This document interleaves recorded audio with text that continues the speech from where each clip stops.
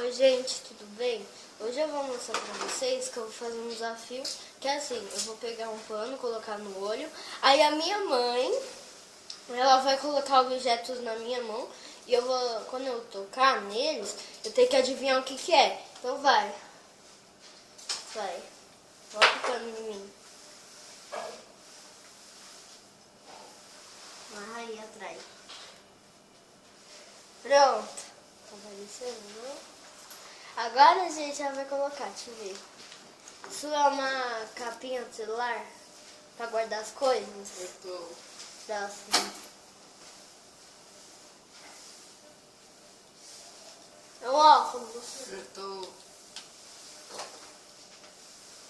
Um relógio. Acertou.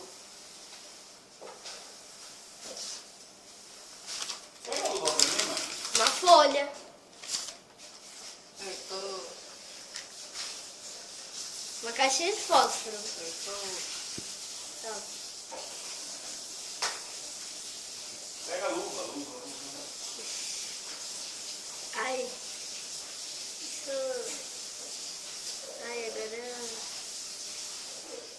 É um potinho? Não, errou. O que é? Vitamina. Ai. Eu nem sabia. Pega a luva ali. Certo. É um creme. Acertou. Um pente. Não. É sim. Escova. É Errou. um pente de escova. Celular. Acertou. É a última? É. Uma caixinha de remédio. Acertou. É, eu acertei quantos?